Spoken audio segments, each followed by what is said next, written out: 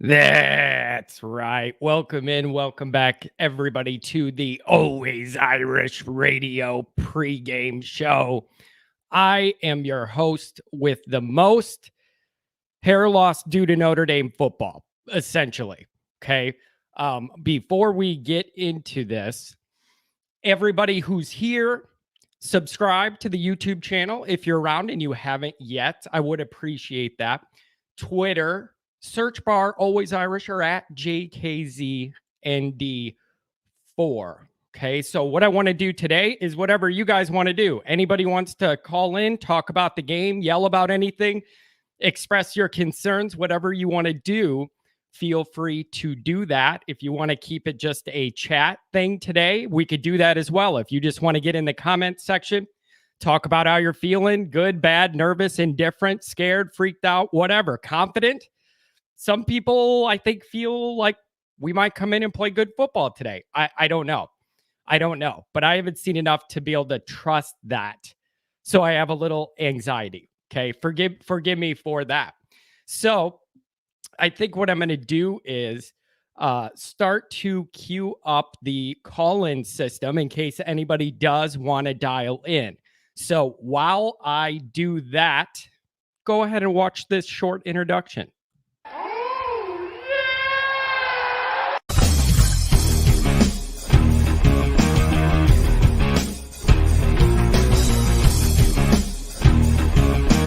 I can't hear him, hon. Hello? Hello? Okay, hello, everybody. Yeah, are you there? Hello. Yeah, I'm here. Hello. Yes. Hello.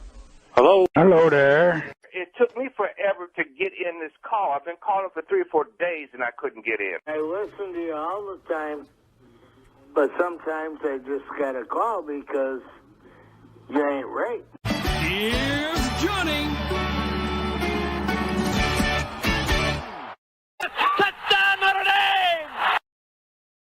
Okay, welcome back in, everybody. So here's the deal. Your voices are important. Your opinions are important. There is no Notre Dame football in its current state without you and without me, without us, okay? So your voices are important. Here's what I want to ask you today in the chat and in the call-in. What do you want to see from Notre Dame today? What do you not want to see from Notre Dame today? And then maybe your number one key of the game, the number one thing Notre Dame has to do to win this ball game and kind of settle down some of the chaos we've been living in recently, okay, this last week. Now, I'm going to start off and tell you this. I'm going to tell you this right now. Between what Notre Dame did last week, combined with what my White Sox have done in the first 2 games of their series against Houston, I am in no mood for bad sports to this weekend. Okay? I've about been pushed over the edge watching every single White Sox game all year, and now we're down 0-2. It could all be over tomorrow. Combining that with the Notre Dame, I'm already thin on the patience when it comes to bad play from the teams I like. I can't handle any more of it, okay? I just can't. So I don't know where you guys are at with this. Here's my vibe. My vibe I'm picking up just from Twitter, just from talking to people, texting people, social media, what have you. The vibe I'm getting is people are kind of all day kind of agitated, and you're kind of like you want to be excited about the game, but you don't really feel like you should be because you might be let down. Like, I don't know how else to put it, but it is a weird vibe today. Very much different than even if it looked bad and we found a way to win last week. So that's the vibe. Somebody tell me if you feel differently, let me know. Let me know. Anna, I see here. Anna's talking about my blood pressure already. We're only 2 minutes in here. My blood pressure should be okay, I think, for a while. I'm sorry. This stuff just gets to me after a while. It just does. It all gets to me, okay? So Put in the chats how you guys are feeling. I see some concerns about the offensive line. Those are certainly justified, and they're not going anywhere. I've accepted that for this year, you guys. It ain't going anywhere. It's just not going to happen where we come out of the bye and the offensive line is fantastic. That ain't an option. It isn't going to happen. There will be a place and time to discuss why and all that. But tonight, we just got to find a way to win the game. So I see a lot of that concern about the offensive line in the chats. A Cleveland sports fan says they know the feeling with their teams being rough. Oh, John, do you need us to call your cardiologist? It couldn't hurt. I would like to not require one. There's no reason I need one. Okay. Oh boy. All right. We got a couple call-ins here. Let's cue this up and see what people are thinking. 219 area code. You're on Always Irish Radio. Hello. Who are we talking to? Hey, John, this is Adam. What's in Crown Point, Indiana. What's up, buddy? How are you feeling today? Well, I'm feeling nervous. You don't know what team you're going to get. You feel like you got way more talent than the other team, but you don't know if you can block them. Yeah. And that's where I'm at too. That's why I've been saying I just feel like I cannot trust them. Like, I love them. I want them to win. I want things to go well. I want to be happy tonight. I just can't trust them because of how inconsistent that offense is playing right now.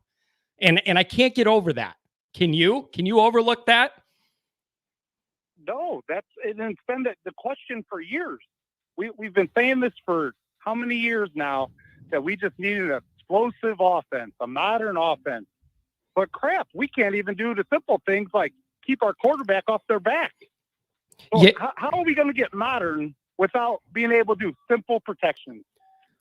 Yep, you're right about that. And the other thing we were talking about was the transition of the offense as it was into a more modern, aggressive scheme moving forward, building that, like laying the foundation of that this year, leading into next year, building off it. None of that's getting accomplished. Forget that. Like, that's out. None of that I wanted to happen with development of this offense. That's not possible with the offensive line. So now you're in scramble mode to just not lose games. That's how I see it. You just got to figure out a way to win games. So what are you going to be okay if you got to go to like a quick passing game, right? Screens. Yep. Get rid of the ball fast. Otherwise, I think the defense could keep them in the game if the offense just doesn't blow it. Yeah, and that's what I've been saying. I feel like you need to build this offense to where it relies the least amount on the offensive line as possible. That's just the position you're in. I just think that's what you have to do. So are you going to be upset if they roll Jack Cohn out there to start, or are you okay with that? I guess I won't be upset because that's what I'm expecting. But I think it's the wrong decision because I think Pine just not that he's a great runner, but his movement helps that offensive line. Just his movement a little bit helps them. And just watching some of the games today, like I said, I'm a season ticket holder, so I miss most, half the Saturdays, because we're out in South Bend tailgate and stuff. But the weekends you get to sit home and watch all the games. You watch these teams, and it's like some of these teams' offense looks so simple to them. Where with us, it looks so hard. Yeah, it's especially in the run game. Like, I know how talented Kyron is. It feels like he has to crawl and scratch and fight just to get a foot past the line of scrimmage. Like, every yard Notre Dame gains is hard earned, and a lot of times based off individual effort rather than like a collective blocking effort. It's frustrating, but what you're talking about is two things at once. How do we figure out a way to win this game today and looking at the big picture? Like, I'm worried about both of those at the same damn time right now because I can't not be, right?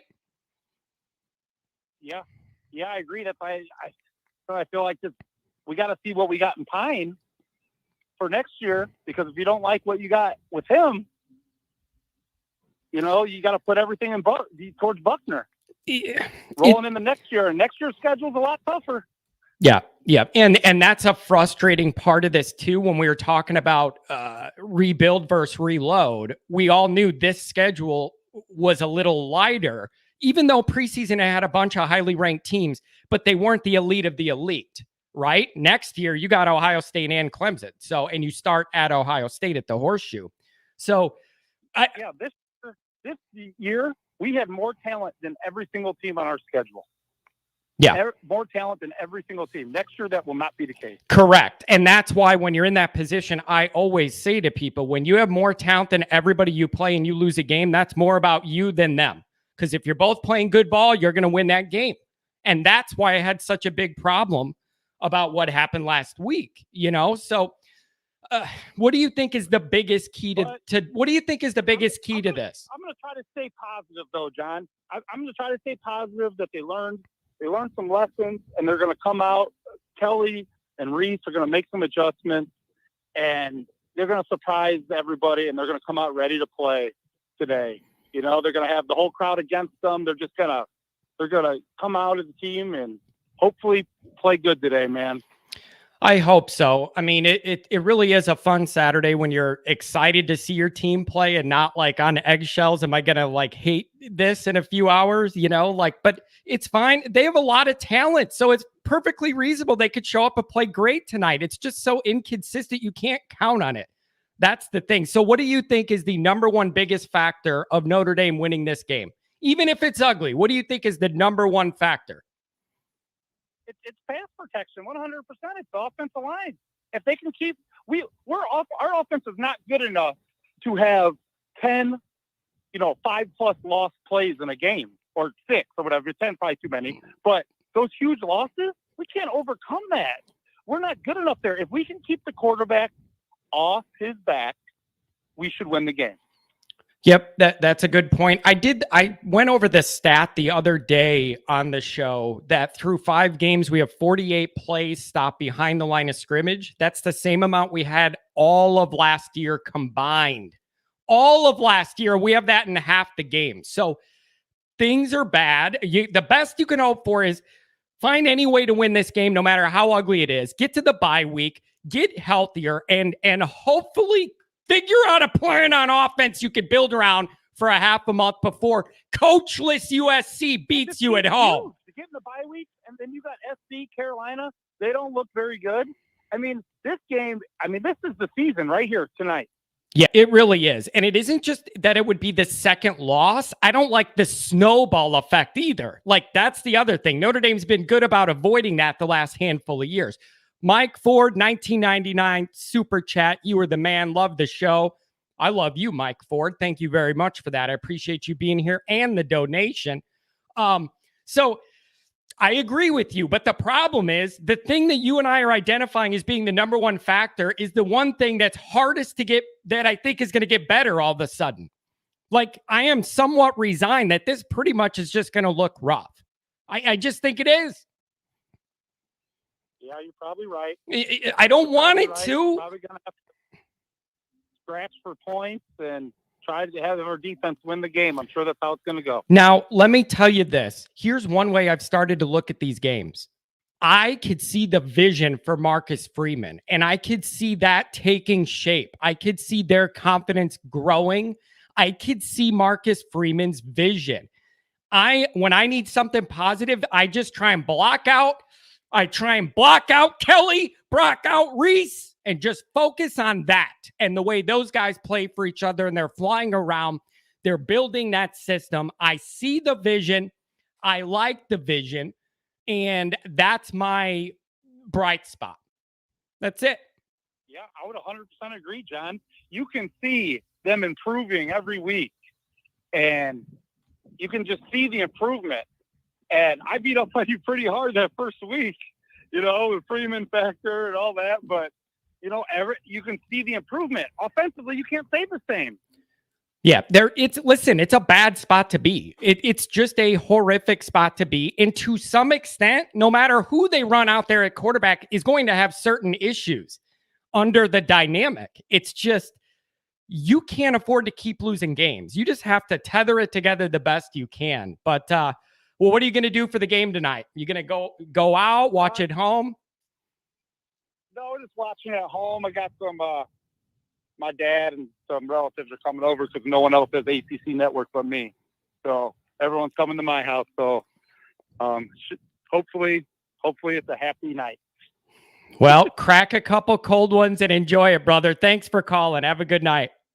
Yeah, dude. You too, John. Thanks for everything. Love the show. No problem. Take care. See you. Okay, who we got? Let's see what else is in the chat here. Okay, this is something that I wanted to bring up. If we don't come out ready in the first half, we aren't coming out at all. I got a little pushback on this earlier in the day. Nathan Erbach, who comes on the show, does some recruiting stuff. Great. He's a close friend of mine. We're buddies. But I put out a tweet about being concerned about this environment, the noise, getting off to a rough start. We don't do well starting out at home. So in a loud environment, that makes me nervous. Nathan doesn't think that's really going to be a factor. And he pushed back and said, of all the things, I just think that's like a minimal one that's a factor. I'd feel a lot better about this game, as nervous as I am at home. Better than I do on the road. Listen, we have false starts, illegal movement, timeout before a play at home in that mausoleum we play in. So forgive me that I'm a little nervous of what's going to happen now. I just am. It makes me nervous. I could see us coming out, getting the ball right away, and it's 2 false starts, a tackle for a loss, a timeout, and then you're kicking it. It's bad field position already. I've seen it too many times with Kelly. And with a bad offensive line and questions at quarterback, that's why I worry about it. Nobody's going to tell me that worry is not fair based on what we've seen. So overcome it.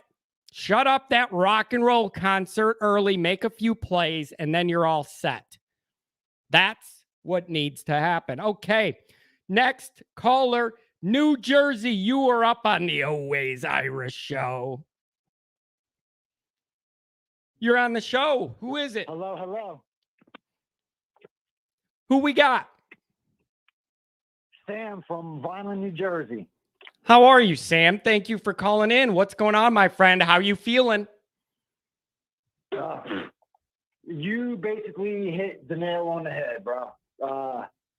Nervous. Don't know who we're getting, and with how our O-line's been playing, it's scary. Going into Virginia Tech the way it is, it's a very hostile environment. Yeah, you just don't know what you're going to get, and that makes me very nervous. You feel like it could be okay, and we might make some progress, but you're also looking at what could happen if it goes the other way. And we've been sitting around all day waiting for it. And it's a different kind of sitting around all day waiting for it when you have a loss already and you're irritated about that. It feels very different this week than any other week. Don't you agree? I definitely agree, because like the previous caller said, we have the talent. And I think a lot of the mistakes actually fall on the coaches opposed to the players, especially with last week, because if you think about it, everybody's ranting and raving about Cincinnati, but yet they only beat us by 11 points, and we ran 3 quarterbacks, 3 turnovers. You know what I mean? We were a mess, and they only beat us by 11 points. Could have been worse, but I believe if we kept with Pine off the Wisconsin win, he's just got a certain flair, he gets the team going. And I think with him starting last week, we could have won the game. So hopefully he's the one that's going in. Unfortunately, I think Kern will be in. So I guess we'll have to see. Yeah, and that instability adds to the fan base's anxiety as well. When you're playing musical quarterback and doing all this mixing and matching and nothing's clicking, I agree with what you said. I am not saying any option, and I'm not saying any option right now is Joe Montana. I'm just trying to win games. And it seems to me you need a guy who could run and throw to do it right now. And like you said, all of us watching it at home have noticed there is a little chemistry, a little spark, a little rhythm, a little flow, like a little uptick in energy sometimes when Pine's out there. Not all the time. Everything isn't perfect, but comparatively speaking, that appeals to me. He's got a vibe to him that I don't see from the other two right now. That's just what I see and feel. Definitely. It's what I see and feel. Definitely. I agree wholeheartedly. And the first thing coach talks about is consistency, something we have not had at all on offense. So, you know what I mean? When he starts looking at it like that, it's, again, starts to fall on the coach's hands instead of the players because, yes, we have a young O-line. We've been, you know, this is our fourth game where we're playing team, or third game playing a team where it's coming off a bye week. So you got healthy prep teams playing, you know, our team week in, week out, young O-line. So a lot of her players and still managing to hang in there. But yeah, like you said, it's disappointing because as fans, we know what we see, we know what we have, and it's just not happening. And it's very, very frustrating. It's the frustrating part is there is so much raw talent and athleticism in the Notre Dame program right now that's the part that if I looked at it and said, man, we legitimately just don't have enough fast or good players to compete no matter what, it would be different. That's a different problem for me to complain about. And you know that I would. We have a lot of talent, but it can't shine because of the problems right now. It can't shine. And it all starts with the O-line. Sorry to say. Kelly said you can't put it all on the O-line. I mean, yeah, there's missed passes, you blame shit, but I mean, in essence, that's where it starts. You know, when you're putting so much pressure on the court. I mean, how many sacks have we had this year against us within the first freaking 3 games, 2 games, enough for a season? So when you're putting that much pressure on a quarterback, and then you have to throw your running backs in to help block as if they're O-linemen. You know what I mean? Like Kyron Williams, I feel bad for Williams and Hamilton, the 2 biggest stars on our squad, and we just can't compete. You know what I mean? Everything's falling on them in positions where they shouldn't be. You know, Kyron Williams is our running back. He shouldn't be playing as an O-lineman. Yep. The skill that dude has between him and Tyree is ridiculous. We finally have an elite duo that we can't use. Yep. And you nailed it, because while you were speaking, the next thing I was going to say is how Kyron Williams is an all-American talent who can't get any yards because he has to block half the time and pick up blitzers half the time. And if he does get the ball, any yards he gets is all him doing the work because he's so gifted. I feel worse for him than Hamilton. At least his unit plays decent. You know, like, but that's true.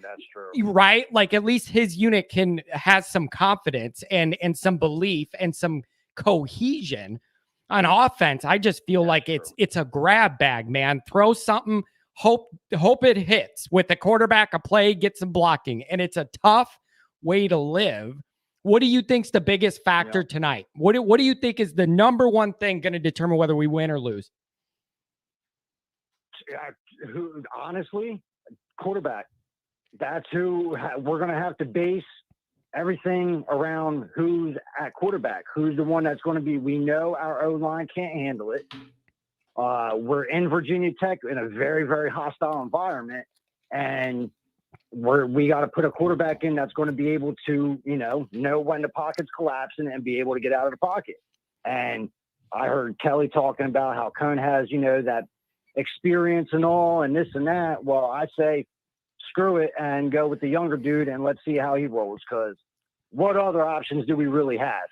Right. It's just a bad spot to be in. I am sorry, and I'm not trying to be mean. I'm not trying to be mean to Jack Cone, but when you're playing bad recently and you're not getting any help, what good does your experience do for me? Like, your experience at getting sacked and like not being able to run, like it just it bothers me a little bit the way it's coming together. But there are no good options. Find any way to win by a point and then get to the bye week, lick your wounds, come up with a better offensive plan that you have longer time to work on. That is the best we can ask for, I think, tonight. Yeah, really. Oh, so I don't know what we're going to see. Here's the other thing I've been thinking a lot about. After the gut punch that was last week, you are going to learn a lot about this team in this game. You are going to learn a lot. Oh, for sure. Yes. It's a big deal. This is a big test of How resilient are you? Are they as down in the dumps as we are? I've been dragging ass all week because of this game. Or I hope they're not, because they got a chance to do something here and go into the bye with an arrow, at least getting their heads above the water instead of drowning in it. That's what we need to see. We definitely need to win before going into a bye for sure. Yep, you need that for your momentum. Go into the bye, recalibrate. That is the best we can ask for right now. So, my friend, thank you for calling me. Feel free to do it anytime in the future. Thanks, brother. I love the intensity. Go Irish. Take care. Go Irish. We are going to now go out to, I believe, Newport News 757. Hey, John, what's up, man? How you doing? What's up, brother? How are you? Hey, this is Melvin J. I'm the one that sent you a chat last week, this past week, and I was mentioning that I just don't think Kelly likes Pine. You remember that chat that I sent? I don't know what it is. It just seems like Kelly just does not like Pine. I'm the one that said I think that he did not want a Ian Book clone. I think that Buckner's his future. So I actually think that Cohn's going to go into the portal next year. I know that he was praising Pine for not going into the portal this year, but I think the reason that he's not putting all his eggs with Pine is that he knows that Pine next year is going to go into the portal. That's my take on that. That's really interesting. But here's the part where here's the question I would have to that theory is, wouldn't they be letting Buckner be playing more and doing more if that's Kelly's guy? Wouldn't he be more willing to let him go do some more things? They don't let him throw the ball. So if that's his dude, why isn't he working that more? Right. They don't let him throw the ball. I agree with that. I do believe. Now, here's my thing. I want to preface this when I'm saying this too. I believe Pine is the best choice. That's not my decision. I believe Pine is the best choice. I like him. I like his moxie and everything. I just, for whatever reason, think Kelly wants that 6'3", that 6'4" pocket presence that Cohn has, but his ideal is that 6'3", 6'4" pocket presence that Buckner's going to have in the future. I think after you get the bye, I think you're going to see Buckner come in the game, get a little bit more involved in the passing game. So what I think is I would start Pine, but I think Cohn's going to start tonight. I think you're going to go into the bye. And here's going to be the sad part. I think after the bye, I think you're going to see less of Pine, because then I think they're going to start integrating Buckner more with the schedule getting a little weaker. You're going to start integrating Buckner more in the passing game. I get this weird feeling every time Kelly talks about Pine. I'm like, Kelly just doesn't like Pine. That's how I take from that. And I think as much as he praises Ian Book for winning the most games and everything, I don't think he wants another 6 foot when scramble around quarterback. I think he wants somebody in the running game that can run some of the option plays and stuff like that Buckner can do. But I don't think he wants that little 6 foot, and I don't want to put it like it, kind of shrimp of a quarterback. Melvin, that's a good point. And I do know for a fact, to what you're saying, I know for a fact that the staff for a while had a thought that if it was feasible, they would have been comfortable with Buckner starting as a freshman.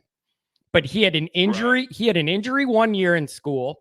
That wiped him out. Right. Then he transferred to a different school for his senior year, and COVID knocked that season out. Right. And then that put that hope and developmental track kind of behind schedule. So that was unfortunate and nobody's fault. That was nobody's fault. He had an injury and then a pandemic. Nothing you could do. But that messed up that plan. But everybody seemed to think really highly of Buckner. And then I have other people tell me he can't complete a pass in practice. Which is it? Right. Which is it? Right. But I would like to say a couple of things. As you can see that I'm from Virginia. I'm actually 4 hours away from Virginia Tech, but I grew up a half hour from the campus. And actually, my best friend went there, played ball in the late 90s and stuff like that. So Notre Dame is my love, but I flirted with Virginia Tech all my life. So you get it. So these are actually the two programs that I followed the most. And I'm going to tell you what's going to make it easy for me tonight is that Virginia Tech is the same team as Notre Dame, but with far less talent. Which I'm saying is this: their quarterback situation is not good. Their backups are sorry. Their starting quarterback, Burmeister, I mean, the kid, tell the truth, he's a glorified FCS quarterback. He's got a little ability to run, so I think we're just going to shut him down defensively. Tech does not take shots. If we think that Notre Dame's offense is in the 20th century, then Tech's offense is in before football even started. I mean, it's horrible to watch. So I think our defense is going to clamp down on them. Tech still has the reputation living off of Bud Foster, but I know their defensive coordinator, Justin Hamilton, he's not as equipped as Foster, nor as equipped as Freeman. I think we're going to eat them up with their linebackers. I think if Mayer can play, I think we're going to eat them up underneath. I think if Austin can hold on to a pass, we're going to eat them up underneath. And I think Avery Davis is going to have a really good day. So I think Tech is going to make us look better than we have all year. And that's because, and another thing is, Justin Fuente cannot coach. I mean, we ran up against a team that we were more talented last week in Cincinnati, but Finkel could coach. So I think Tech is a mirror image, John, of Notre Dame with less talent. Here's what I think is really interesting about that point. When I was putting together the pre-recorded pregame show, not this live version, and I was doing the research looking into Virginia Tech, when I was looking at their strengths and weaknesses and everything, I had the same exact reaction you did. I said, well, okay, they have inconsistent offensive line play, inconsistent ability to run the football when they need to or want to, issues with iffy quarterback play, but they seem to be somewhat solid on defense. I mean, our defense, I think, is further down the path than theirs is, but it's definitely better than it was last year when they began that defensive transition post Bud Foster. So I agree with you. There's a lot of mirroring there in terms of strength and weaknesses. I'm hoping our defense can get after that kid, cause some mistakes, put us in a position where we don't need 30-something points to win the game then. I don't care how it looks, Melvin. You just got to get a W, limp your ass to the bye, and reset. Right. Well, I want to leave you on this. Tech's offensive line is in a shambles too. They had a couple of guys that were hurt, and they kind of join the club, Melvin. Join the club.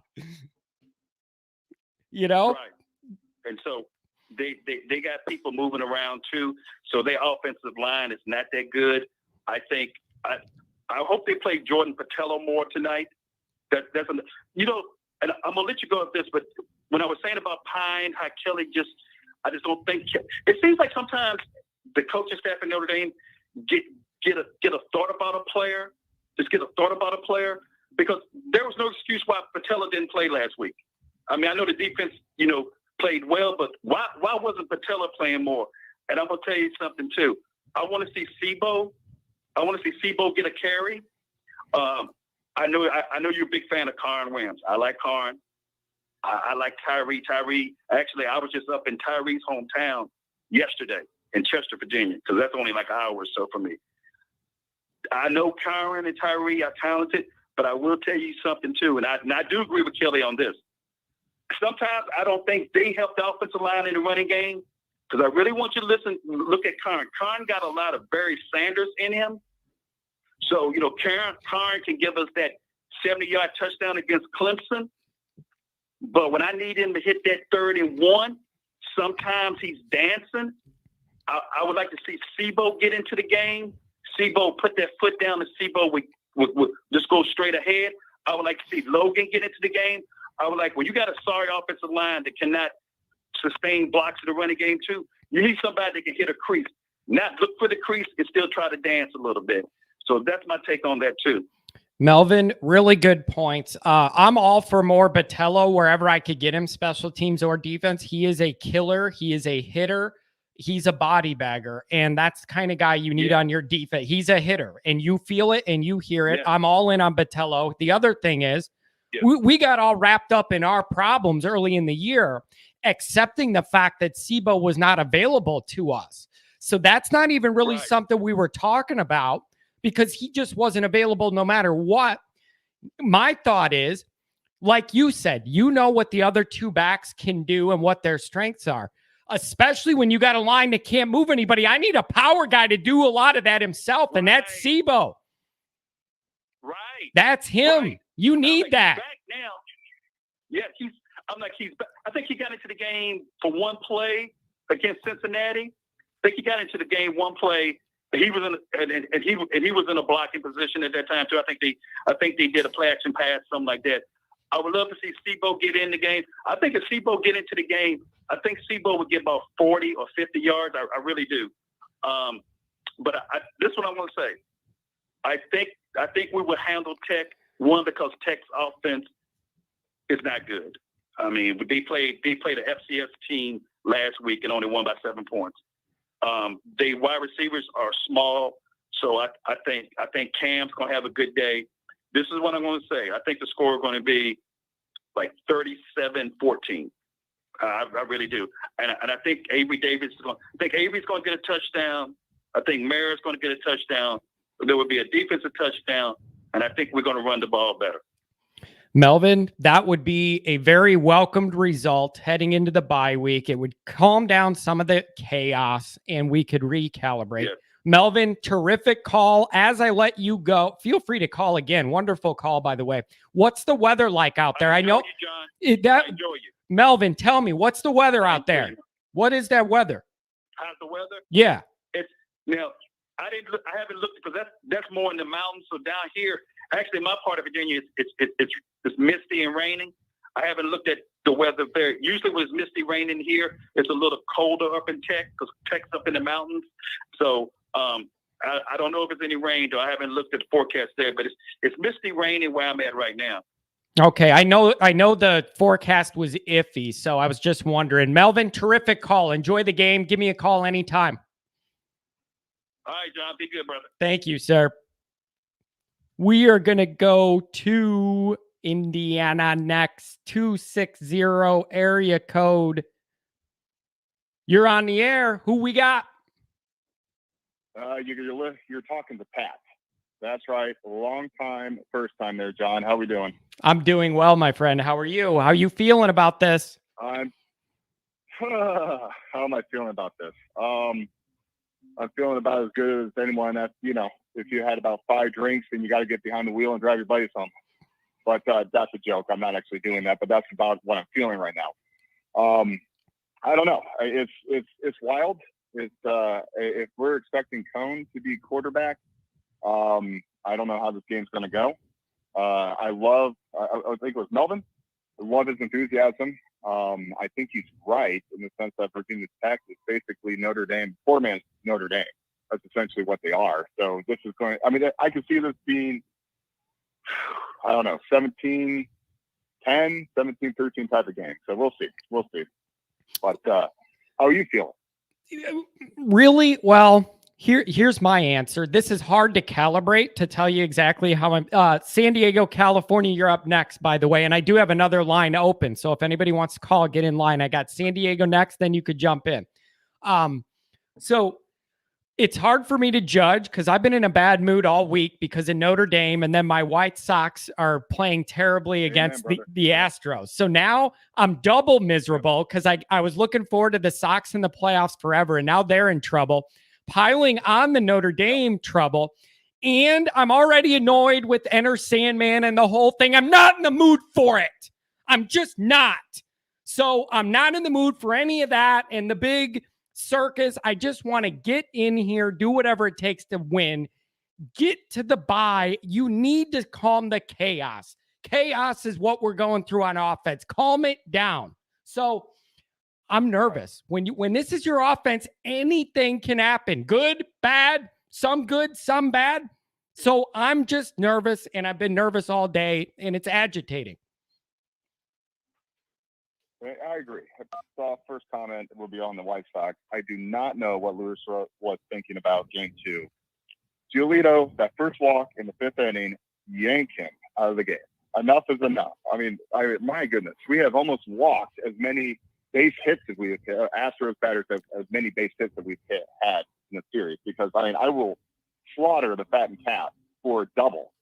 Because my goodness, where in the hell is the power at? But going It's back rough. to Notre Dame, look, that's rough, a different man. show. That's a different show. I'll start that one next week. I know. Yeah. I hear you. Sorry, I digress. Back to the point at hand. Look, if you're going to start Cone, okay, you have to switch up your offensive philosophy. I'm watching football all day today, and I'm watching teams just constantly run RPO. And I think people don't understand what RPO is. It's not zone read. With Cone, you can take that zone read and you can just fling it into the trash because all the defensive ends do is just crash instantly. Okay, there is no read. We're not reading. It's just a handoff. Here you go, and smash, a 2-yard loss. 2nd and 12. But you got to go RPO or something where you're keying on somebody because in theory, my understanding is the only reason that Cone is going to be starting this game is because environment and that he can read a defense. Okay, then use that and put it into practice in the sense of, okay, who are we keying on this play? It's going to be linebacker. It's going to be safety. What's in the box? Do an RPO. If there's not a lot of people in the box, do the delayed handoff that you see teams do all day long. You think of Oklahoma, you think of Texas, you think of I'm watching Penn State and Iowa right now. Penn State runs that all the time. I mean, honestly, I don't know if you've been watching the game. I would try to do what Penn State's doing to Iowa right now, where Iowa's got that good defense. They're going to stop that run. So get some tempo, throw the ball out, get it out of the quarterback stand quickly, get it out to the outside. Make your you got better athletes, so utilize them for one. Get them in space, see what they can do. Get some numbers. So many times, I could think of the Cincinnati game.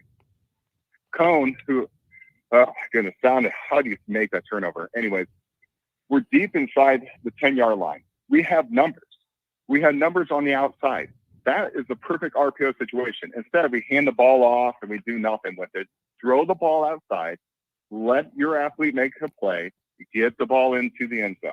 So you got to get the ball out of his hands. Your offensive line is not going to be able to block for 3 to 4 seconds. My goodness, I have never seen a ragdoll as much as was it Carmody last game? A ragdoll is basically when a defensive end just basically bench presses you and you go flying back. Your arms are flailing everywhere. That's Carmody, the entire game.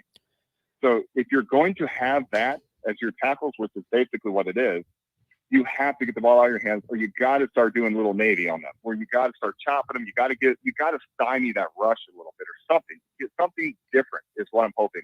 But this is Kelly, so you know what's coming.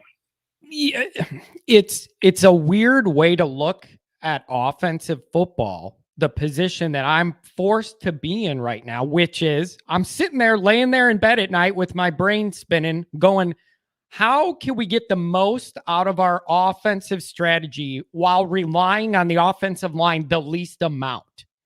That's to the point that I'm not exaggerating. We are literally at that point to where I'm going, what's a set of plays that minimizes the negative impact they're going to have on this series? And if that is option looks with Pine or Buckner, if that is a bunch of quick creative screens certain ways, if it is a bunch of crossers and quick slants to get our guys the ball and let them have a chance to run, all of those ideas I love way more than what we've been doing that hasn't been working.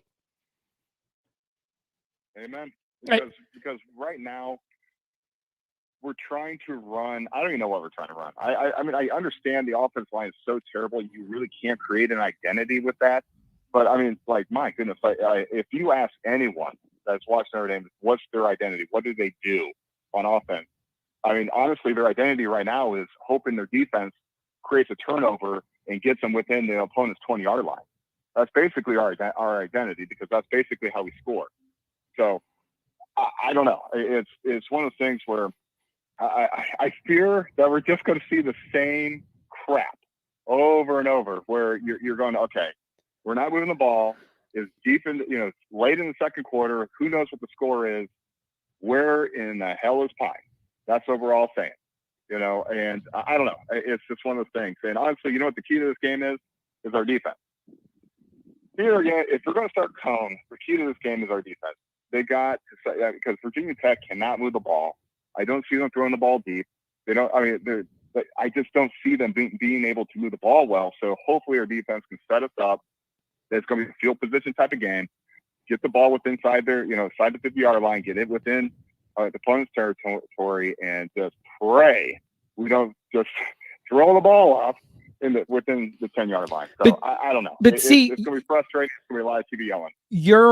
The way you're looking at it is a very practical, realistic way of dealing with our immediate circumstances. At the same time, this is 2021, and I'm sitting here talking about, well, the defense has to win the game for us today. It shouldn't be that way, but here I am.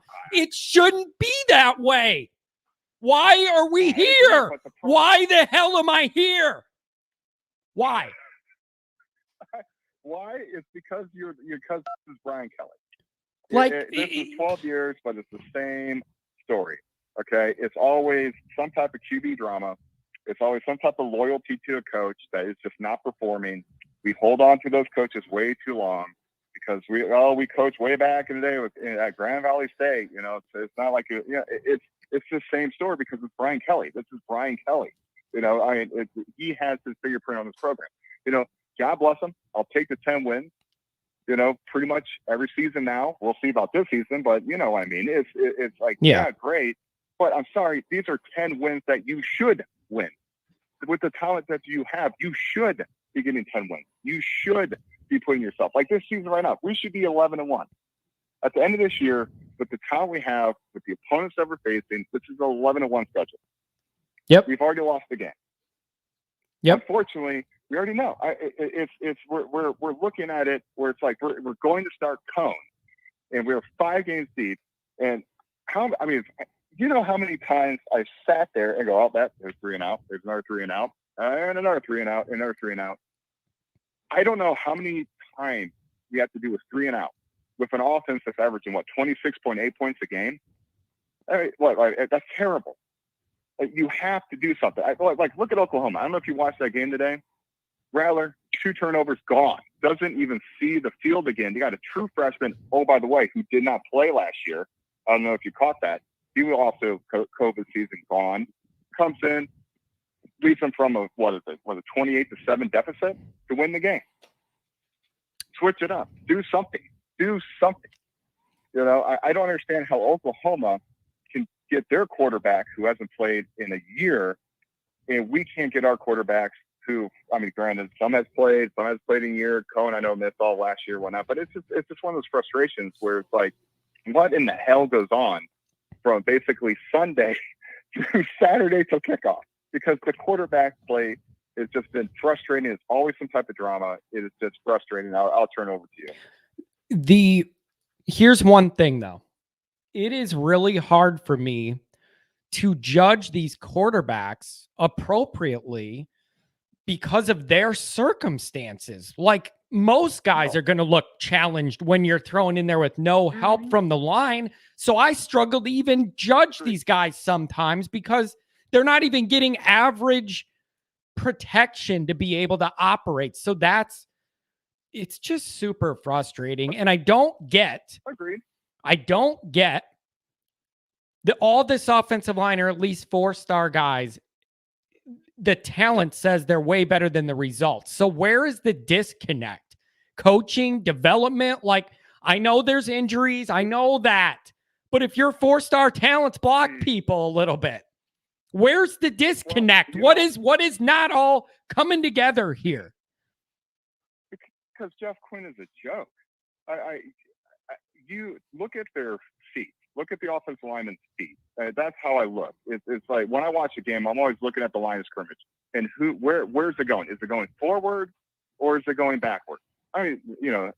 Outside of a pass block, obviously the linemen are, fanning backwards. That's what you expect. But again, where's the line going? Their feet do not drive through contact. they're extremely high. Their pad level is extremely up.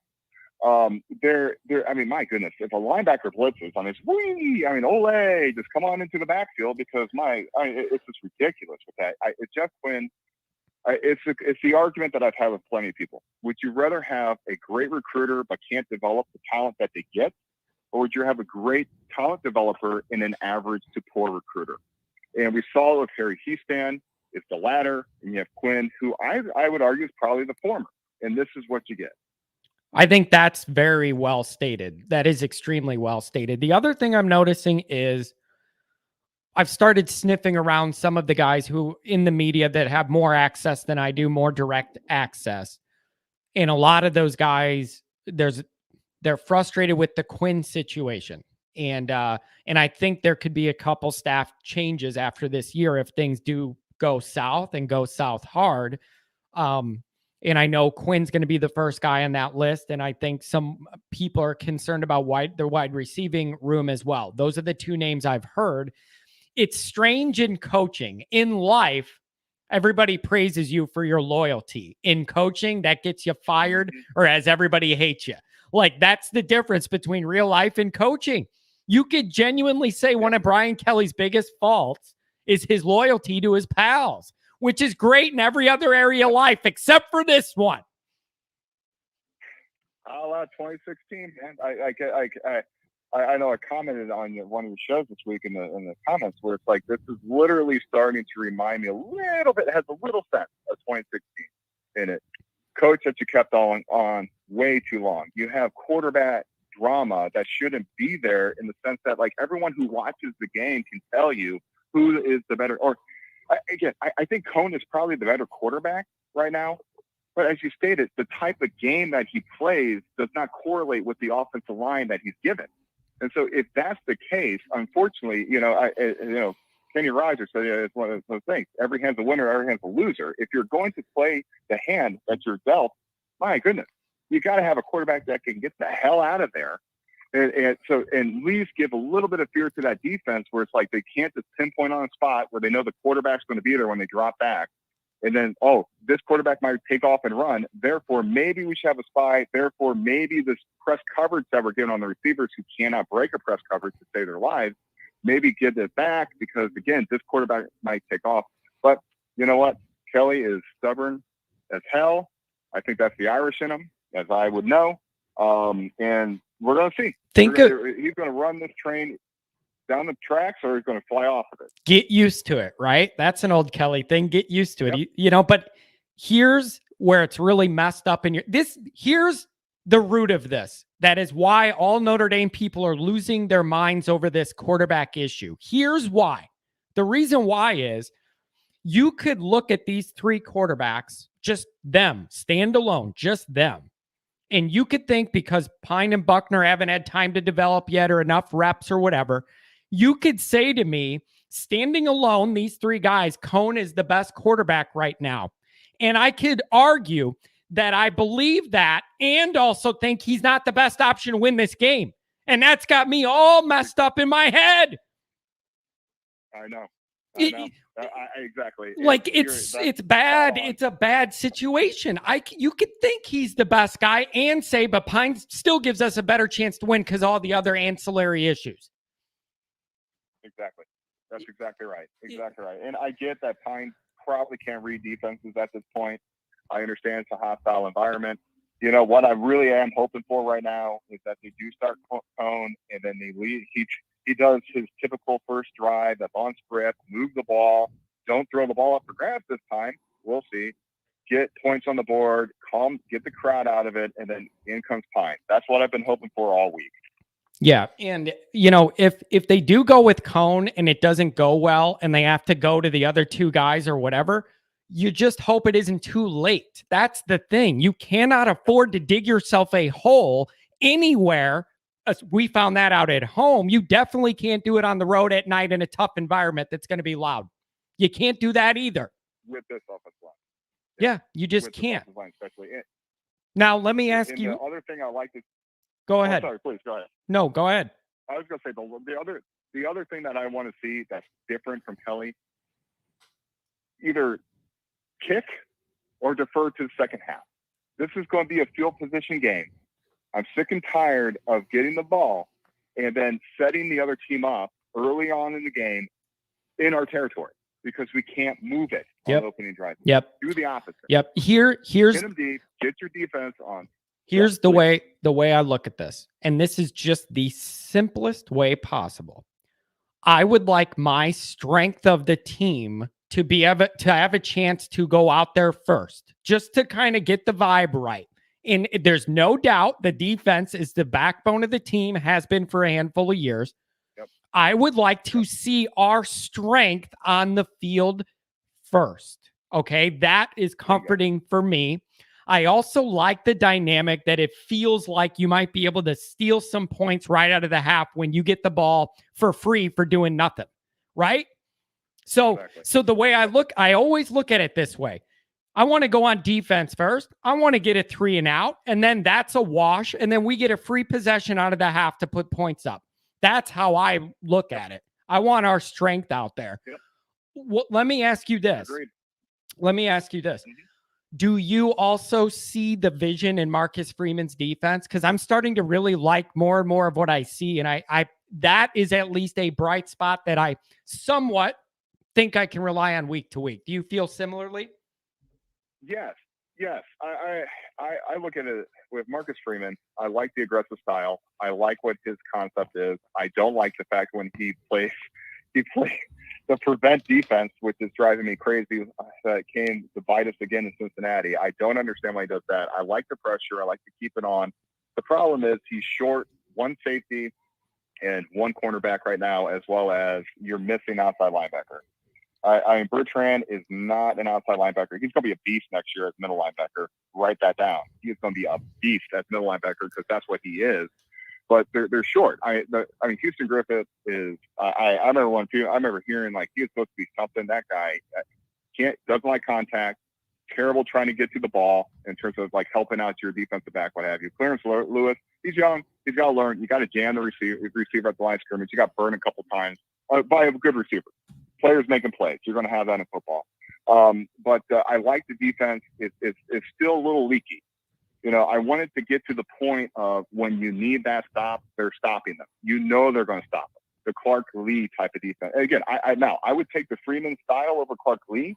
I don't like that bend but don't break, little dink and dunk, but then really clamp down inside your own 20 to Freeman's where you're going to get more turnovers. I mean, we have nine picks right now, I think. I mean, when's the last time that Notre Dame's had 9 picks through 5 games? Seriously. Yeah. I like the defense. I like the turnover style, but they're a little leaky when they have to clamp it up. And I think this is going to come a time because right now he's definitely short. Yeah. Of what he needs. Nope. I agree with you. I agree with you that is a work in progress. There are still a little too many gap plays, chunk type things going on. Here's the other thing now in retrospect, looking at the frustration early in the year on defense, I think I underestimated what a challenge it has to be for Freeman to adjust that a handful of guys he thought he was going to have were out injured right before the first game, basically. Exactly. So then that forces you to reshuffle the deck, reevaluate roles. Everything you've been working on, you thought you knew what it was and who it was, and situationally, we're going to have this guy do that and this. It all had to change on the fly, and it felt like it took a couple weeks for him to learn his new reality of who he's got and what they could do and not do. And I think that's leveling out. It's leveling out a little bit. So here's the other thing. The defense, at least, is only going to get better because you're either going to get guys healthier back and then what Freeman's doing with recruiting. So the arrow on defense is definitely up. I got a lot of worries on the other side of the ball. Yeah. The problem with the other side of the ball is, I know obviously I've been listening to your show for a long time. You say, O-line, you have to have the top 3 offensive line coach here. I don't understand why you don't. Okay, even if that person is not a great recruiter, okay, but if he should be able to develop. And so even if you're not getting like the high-rated 5 stars or high-rated 4 stars, I mean, look at what Harry Hiestand was able to do. Again, they worked they're getting talent initially, but then they got great talent coming in because they saw how he could develop. Right now, you're probably getting recruits that's looking at this O-line and going like, what in the hell? I mean, like, do you want to be tossed like this all game? We're picking, again, this is no knock against Madden. He played in the MAC, okay? And let's just be honest. The guy cannot move. He's too round. Like, you know what I mean? Listen, it was very clear very, very early on why he was playing in Marshall. And it's not a knock against the kid. Exactly. He's just not the most athletically gifted, as the body you need. It's been extremely rough. And here's the other problem with going that route. Here's the other thing that bugs me about that.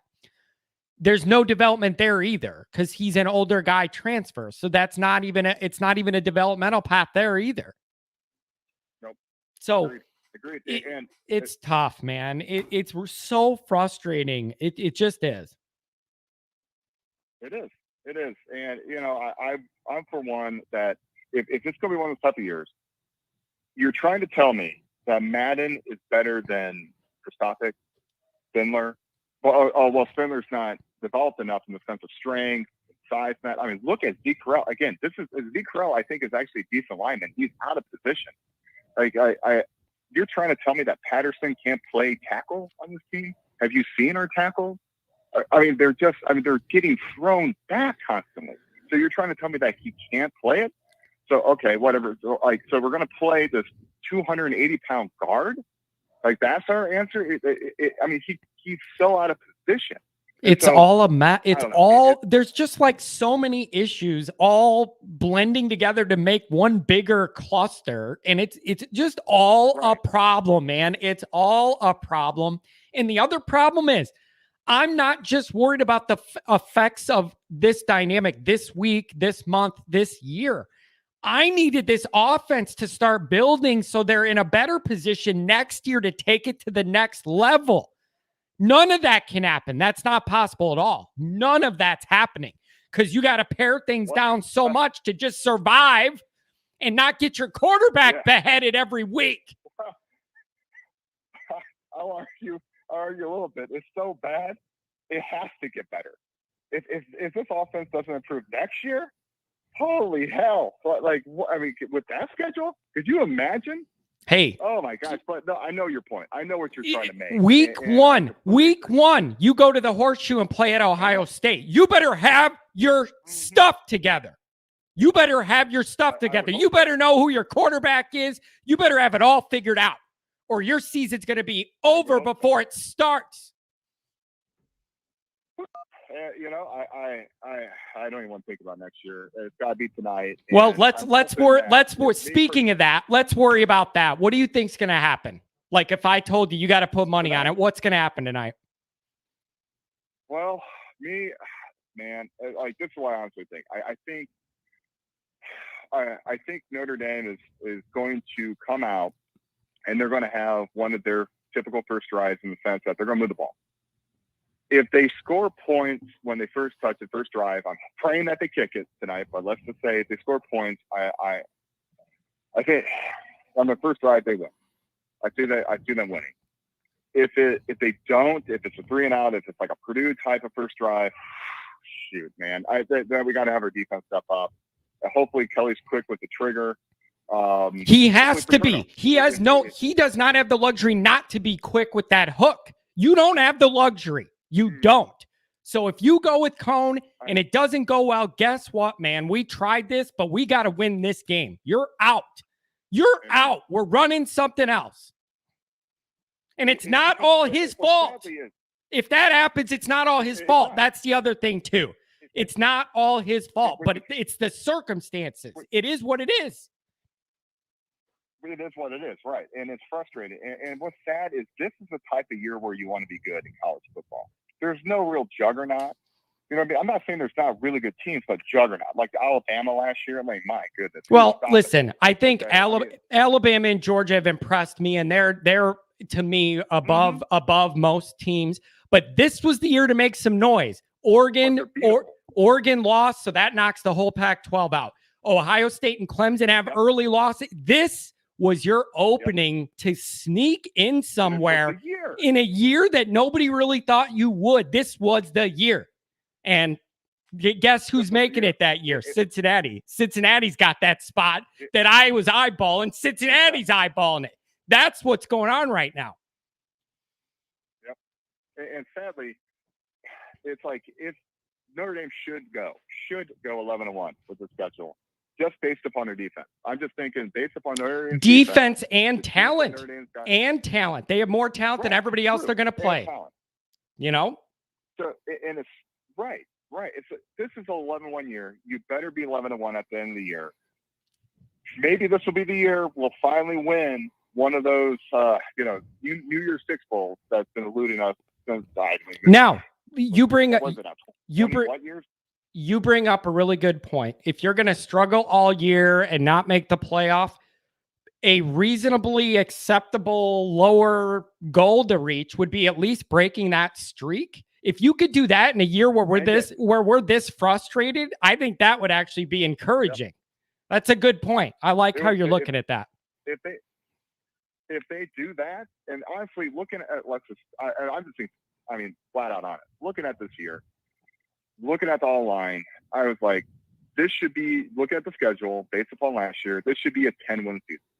This was not a playoff caliber offensive line. Now, I didn't expect the rest of college football to crumble, which honestly, now looking at it, you would think though, because the COVID year, they lost so many months of practice that you should expect a lot of decrease across the board, where you got these juggernauts that were just really, really, really damn good, to the good teams falling back to average, So this should be 11-1 team. They should be playing New Year's Six, and damn it, they should be favored and they should win it. And that's what I thought going into the season. I like it. Well, thank you very much for calling. Feel free to call back anytime. Great call, my friend. Enjoy your night, maybe. Go Irish. Go Irish. Take care.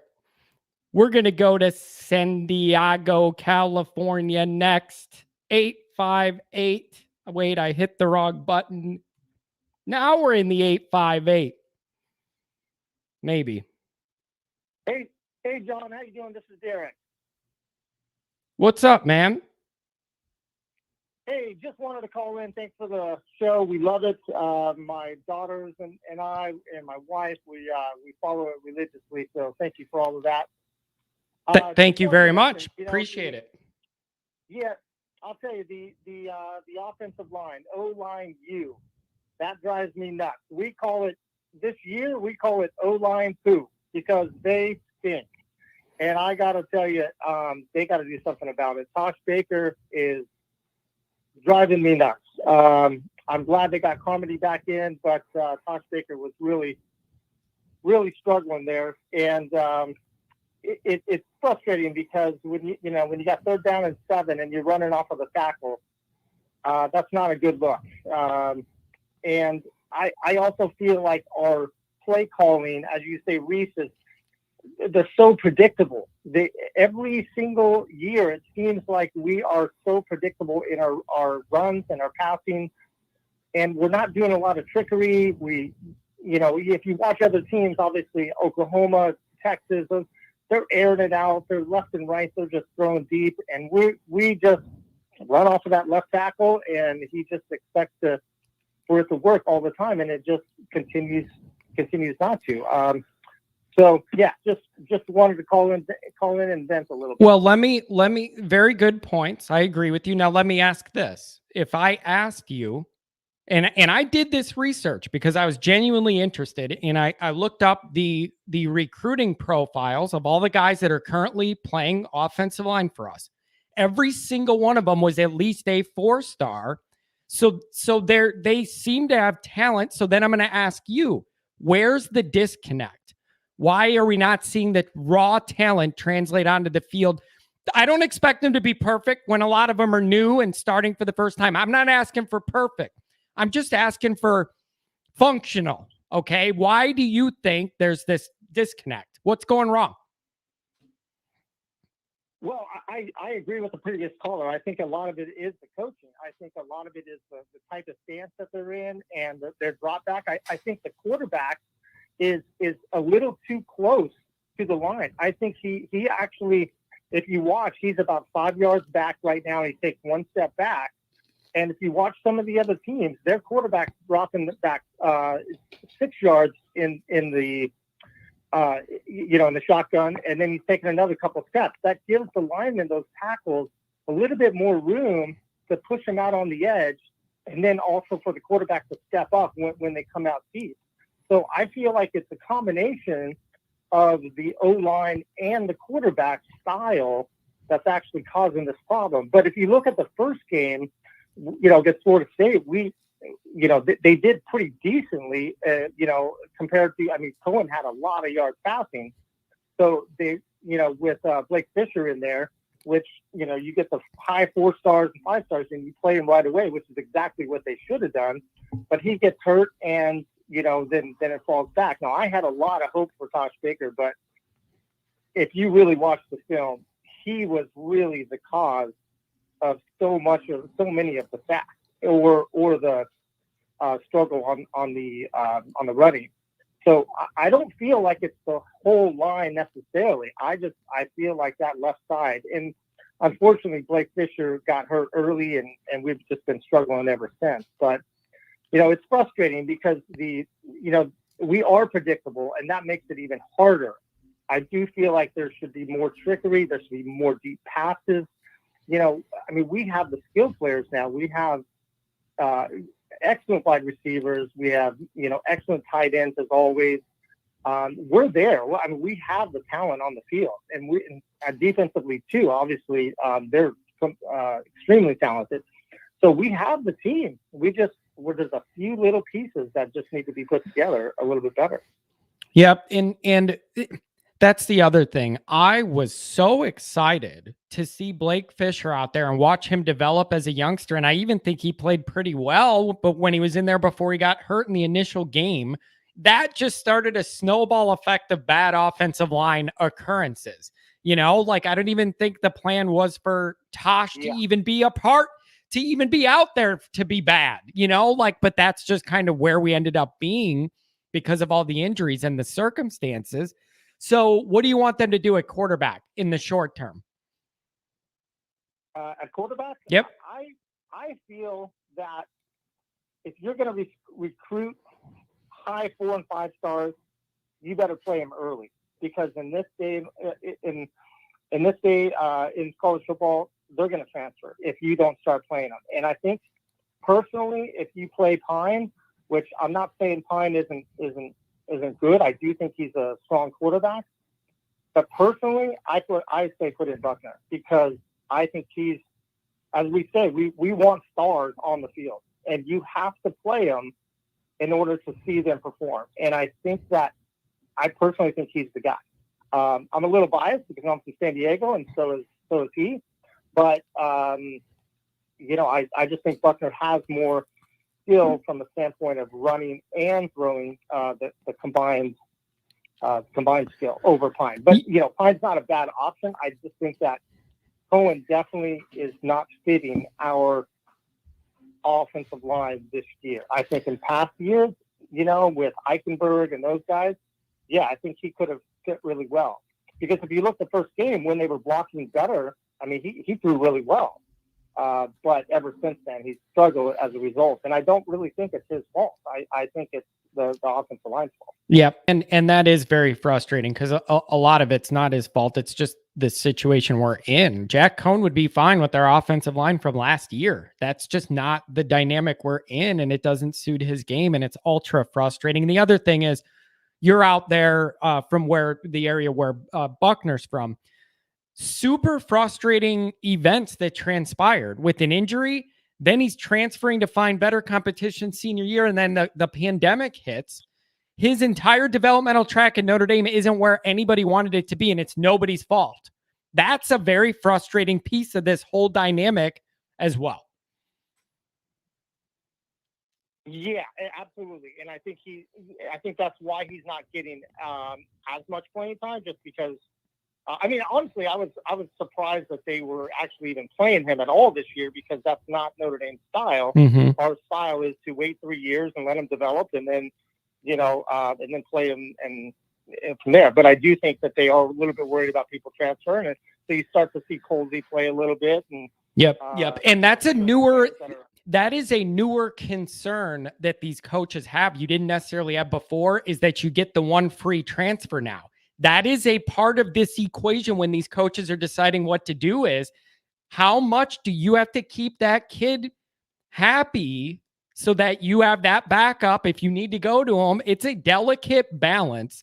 And that is one consequence, whether you think it's a good one or a negative one, of that rule where you could transfer free of charge, not sit out one time. So we're just going to have to see how it goes. So do you think we get it done tonight or not? I do think we get it done. I think if we don't, it's a slippery slope from here. But I do think we get it done. I think we have, a better team overall. And I think that, I hope that the coaches are really figuring out that O-line to where it gives, whoever goes in at quarterback a little bit more time, because all three are good quarterbacks. And if he just gets even that extra 1 second, it's going to make a world of difference on our scoreboard. So I do think we take it, though.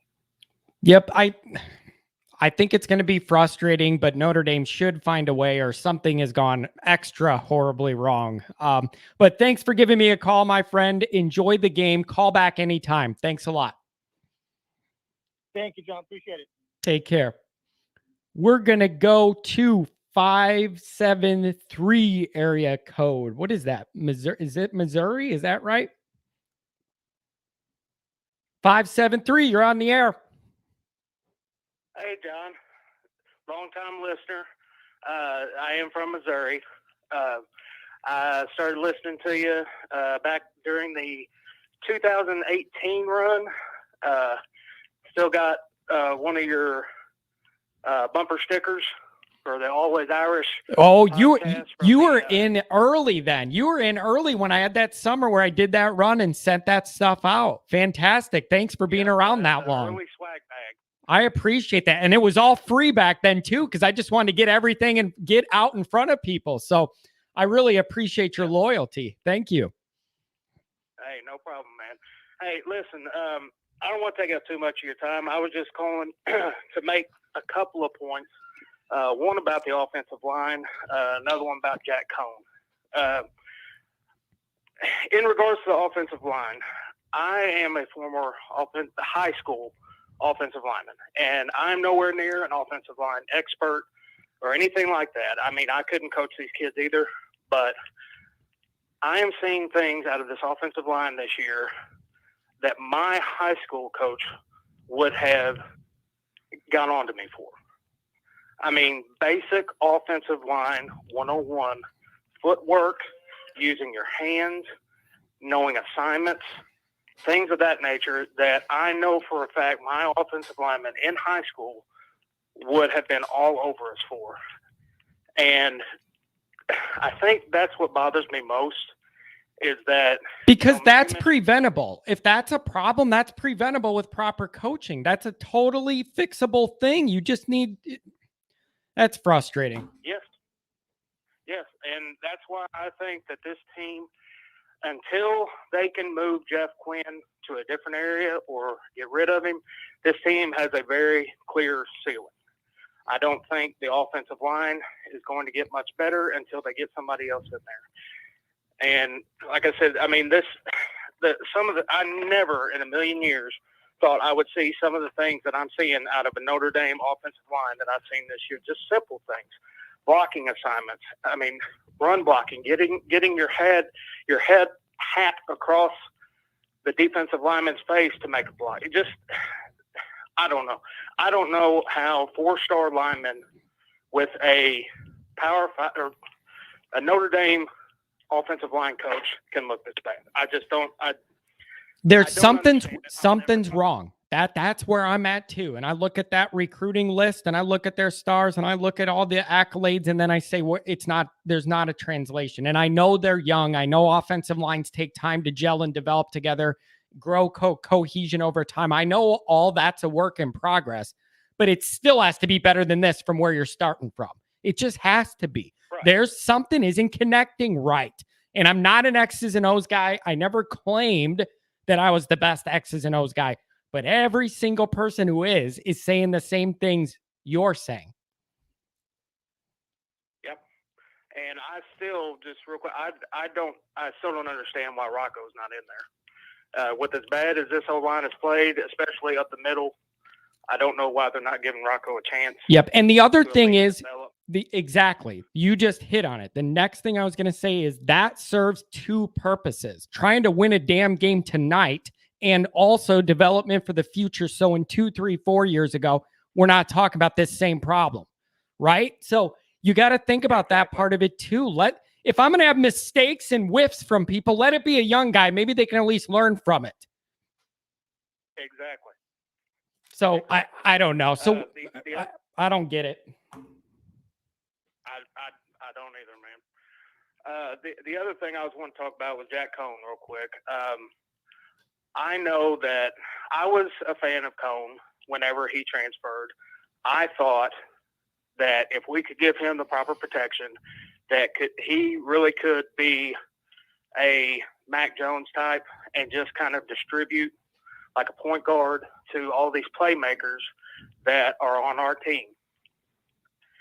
And I understand that the offensive line is complete garbage right now. And I understand he's getting pressured and he's getting happy feet. And a lot of that is the offensive line's fault. It's Jeff Quinn's fault. But it is also Jack Cohn's job not to get to the point that he's at right now, where he's hearing ghosts, he's making bad decisions, he's got happy feet, he's doing what Ian Book did a lot of times, he's dropping his head. As soon as he drops back, he's watching the pass rush instead of going through his progressions. And again, a lot of that is the offensive line's fault. But it's also Jack Cohn's job mentally to not let it get to the point that it's at now, to where he's missing wide open people. Yeah, and there is a blend. Listen, I'm not saying Cohn's been perfect. All of the problems are not his fault, but he is making mistakes. But a part of why he was the guy to begin with is the notion that you're getting a super senior that isn't going to throw the ball to the other team in the first drive in the red zone, right? Like, a part of what I was sold was you're not going to get those rookie mistakes. The super senior guy needs to play clean football. That's the whole idea. We're not quite getting that. How much of that do you blame the line for versus him? I don't know, but there are too many of those coming from him as that super senior, and I'm losing a little patience with it. I think I'm ready for development time. I'm ready for development time. And we're not winning anything big this year. At least develop something for the next 2 or 3. Exactly. I say at least Pine needs to get in there, if not Buckner. I like Drew Pine. I like his poise. He makes some rookie mistakes, some freshman type mistakes, but that's because he hasn't played very much. But I understand those. I have flexibility and understanding for those mistakes from young guys. The idea is you get them out of the way and develop. You don't have that with Cohn. It is win now, perform now, then he's gone. If you're not doing it, then you're out. Exactly. That's how I see it. You got to look at it that way. You have to look at it that way. I don't care about promises. I don't care about, hey, man, if you come here, you're the guy. That has to be over. Once you lose a game, that's over. You don't get any flexibility or cushion anymore. You need to figure out a way to win this game. Jack Cohn was brought in to try to help us win this year. He's not doing that. Right. So he needs to be out. Okay. And everybody needs to understand that, and that's perfectly fair. Nobody owes Jack Cohn anything more than he's gotten. He's already got, and maybe, I'm not saying he didn't earn it, but he's had the chance to be the quarterback. Whatever. Things change. The circumstances change. The injuries suck. You got to adapt. You don't have an option. So thank you for giving me a call, my friend. Final prediction. What happens tonight? I think we make it through tonight. I think it'll be a tough game. It might take, last second field goal or something like that. I think we figure out a way to win tonight, and we barely limp into the bye week and hopefully get some things shored up. If you can find any way to win this ball game, even if it's ugly, and at least limp into the bye with an opportunity to get a little healthier, catch your breath, sit back in a room without the pressure of game planning for the next week, and really be able to get everybody in a room and evaluate, how can we move the damn ball? Like, what can we do here? We need to build something. You just got to find a way to get to that point. You can't go into that bye week with 2 losses and then have coachless USC coming for you. I don't like that. They have to figure out a way to get it done tonight. They have to. Absolutely. I don't even care how it looks. Absolutely. Yeah, I'm at that point too. You don't have that luxury now. We're not going for glamour points here. I'm just looking to put that W up and then move on. We're way beyond me wanting to look good in wins like I talked about last year. You don't have that luxury right now. You need to win any way you can take it. Thanks for calling, my friend. Give me a call next time. I will. Thanks, John. Enjoy the ball game. You too. Super chat from Pat. $15. Keep doing what you do. Cheers. Go Irish and Sox. I am just praying and hoping it is not double disappointment time on both of those this weekend. Tell you what I need.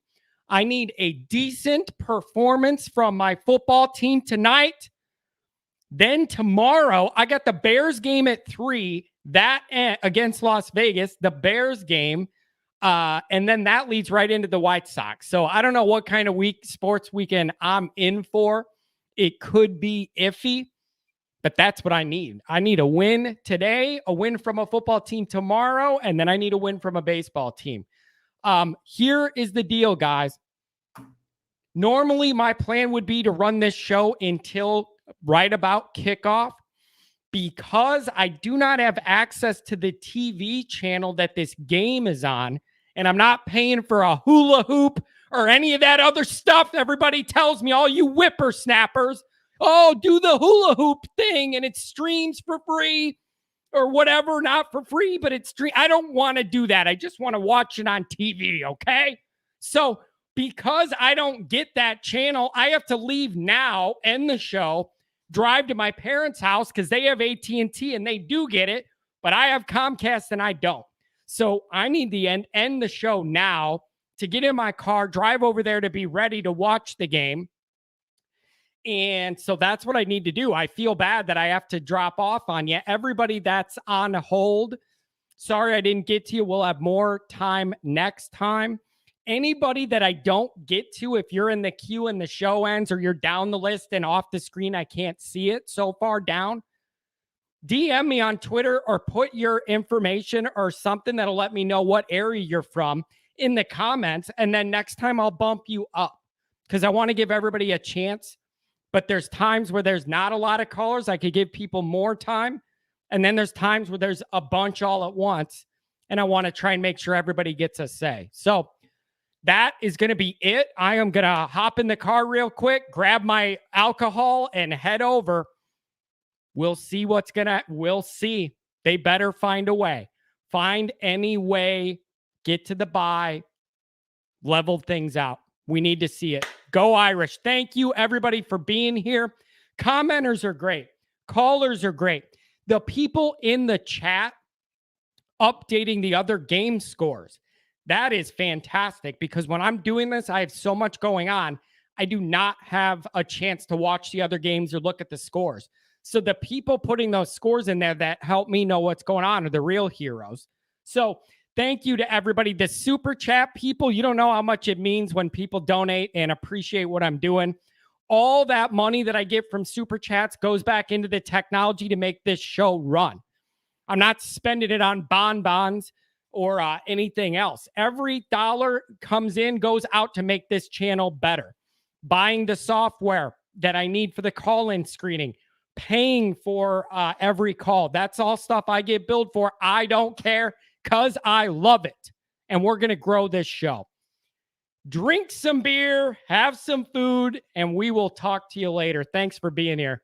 Always Irish Radio's off the air.